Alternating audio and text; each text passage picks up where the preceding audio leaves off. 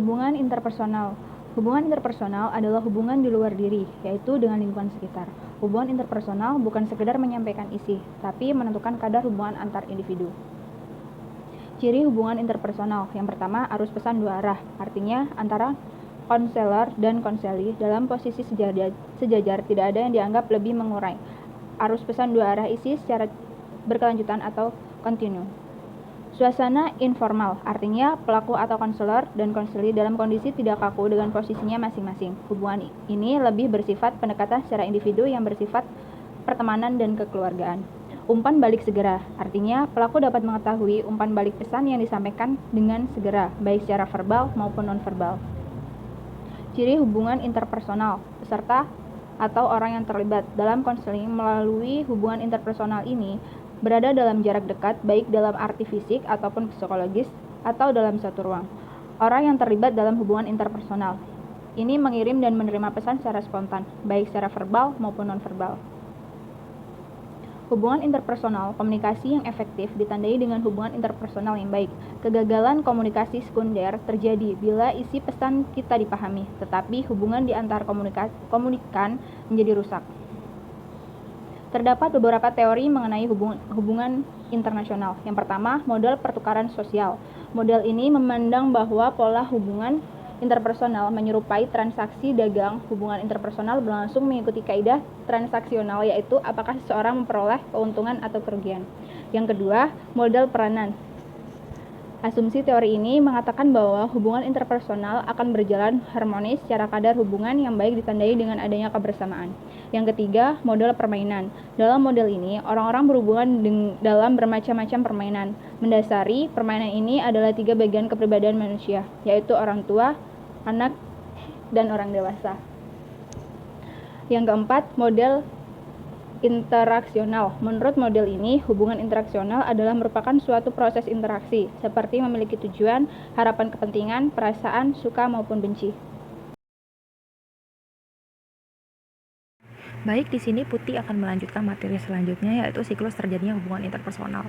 Jadi ada 5 siklus. Yang pertama ada tahap perkenalan. Jadi tahap perkenalan itu tahap awal ya. Kemudian ada penjajakan, yaitu suatu usaha mengenal diri orang lain setelah perkenalan. Kemudian yang ketiga ada penggiatan, yaitu menandai awal keintiman berbagi informasi pribadi, sehingga ada perubahan ketika berinteraksi. Jadi di penggiatan ini jadi mulai ada perubahan sikap lawan bicara, entah dia nyaman atau enggak dengan kita gitu. Jadi ini di sini sudah terlihat sih. Kemudian yang terakhir adalah kebersamaan. Jadi kebersamaan ini adalah tahap puncak hubungan interpersonal. Kemudian ada tahap-tahap hubungan interpersonal. Yang pertama ada pembentukan hubungan interpersonal. Jadi tahap ini dikenal dengan tahap perkenalan dan penggalian informasi seputar data-data demografis seseorang untuk memunculkan kesan pertama pada lawan bicaranya. Gitu. Jadi kesan pertama ini amat menentukan apakah hubungan interpersonal ini harus diakhiri atau diperteguhkan gitu. Kemudian ada peneguhan hubungan. Tahap ini dikenal dengan tahap pemeliharaan hubungan interpersonal yang dilakukan untuk meningkatkan keakraban antar individu dalam berkomunikasi dengan catatan kedua belah pihak mempunyai pandangan yang sama mengenai tingkat keakraban yang diperlukan. Gitu. Jadi peneguhan hubungan ini juga memiliki 4 faktor gitu. Yang pertama ada keakraban. Jadi di keakraban ini merupakan suatu pemenuhan kebutuhan akan kasih sayang. Kasih sayang. Kemudian yang kedua adalah faktor kesepakatan tentang siapa yang mengontrol siapa dan bila mana gitu. Jadi siapa yang harus bicara lebih banyak gitu.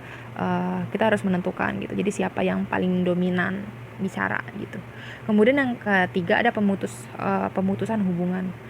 Jadi tahap ini dikenal dengan tahap konflik gitu. Pemutusan hubungan terjadi jika tahap keakraban tidak dapat dilewati, sehingga terdapat konflik-konflik seperti adanya kompetisi antar kedua belah pihak, terdapat individu yang dominan, saling menyalahkan, terus adanya provokasi dan adanya perbedaan nilai pada masing-masing individu gitu. Jadi hubungan interpersonal ini untuk menumbuhkan dan meningkatkan hubungan interpersonal, jadi kita juga harus perlu meningkatkan kualitas komunikasi gitu. Jadi ada juga yang namanya faktor-faktor yang menumbuhkan hubungan interpersonal dalam komunikasi interpersonal. Ini yang pertama adalah percaya. Dalam bahasa Inggrisnya itu adalah trust. Jadi percaya dapat dikatakan sebagai tahap awal seseorang untuk membuka diri terhadap orang lain. Dengan percaya seseorang akan membuka saluran komunikasi itu atau memperjelas pengiriman dan penerimaan informasi. Jadi di antara beberapa faktor ini yang sangat berpengaruh adalah faktor percaya gitu. Jadi yang paling penting sih gitu.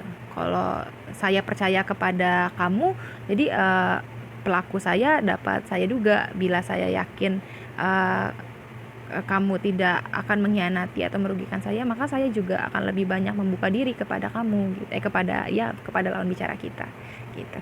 Jadi yang ketiga ada sikap terbuka. Jadi sangat besar pengaruhnya dalam menumbuhkan komunikasi interpersonal yang efektif. Dengan adanya sikap terbuka, komunikan akan lebih mudah menerima secara selektif dan menyampaikan secara komunikatif juga gitu. Jadi percaya, kemudian sikap suportif, yang terakhir adalah sikap keterbukaan.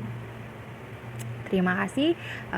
Inilah video presentasi yang akan kami berikan kepada teman-teman gitu.